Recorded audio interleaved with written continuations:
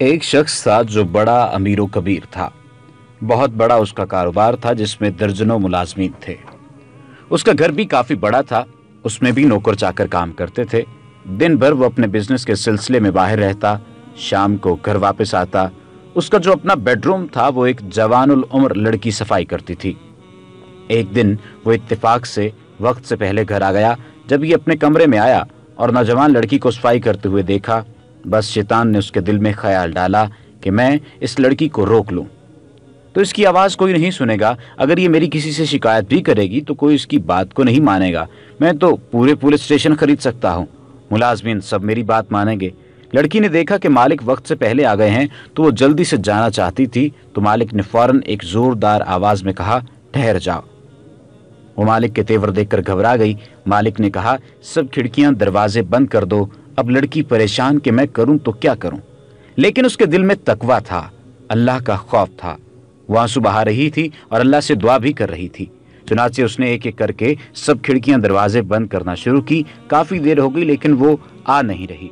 मालिक ने डांट कर कहा, कितनी देर हो गई है, अब तक दरवाजे खिड़कियां बंद नहीं की और तू मेरे पास नहीं आई।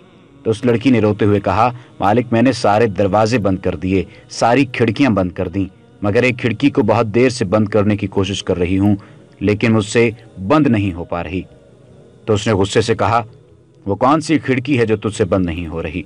तो लड़की ने कहा, मेरे मालिक जिस खिड़की से इंसान देखते हैं, जिन खिड़कियों से मखलूक देखती है, मैंने वो सारी खिड़की बंद कर दी, लेकिन जिस खिड़की से रब ताला देखता है उस खिड़की को बहुत देर से बंद करने की कोशिश कर रही हूँ, लेकिन मुझसे बंद नहीं हो पा रही।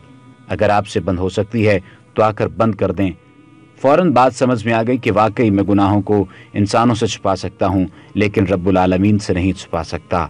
वो उठा, जल्दी से वुजू किया, नमाज पढ़ी, अल्लाह से मुआफ़ी मांगी। गौर करें, कोई उस खिड़की को बंद कर सकता है जिससे रब्बुल आलमीन देखता है, तो फिर हम जुर्रत के सिरात गुनाह क्यों करते हैं? तो फिर ढिठाई के साथ गुनाह क्यों करते हैं? वक्ती तौर पर नफ्स का गालिब आ जाना ये एक अलग बात है, लेकिन हम गुनाह करते हैं और गुनाह पर गुनाह करते जाते हैं। आदत होती है हमारे गुनाह करने की, हम गुनाह को मक्खी की तरह समझते हैं, फूंक मारी यूं उड़ा दी, इसीलिए ना कि हमको उस खिड़की का यकीन नहीं है।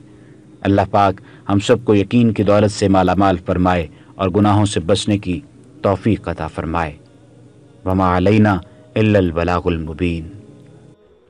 ऐसी मज़ीद अच्छी वीडियोस के लिए हमारा पेज डेली जमील लाजमी लाइक कीजिए ताकि आइंदा आने वाली तमाम वीडियोस आपको मिलती रहें।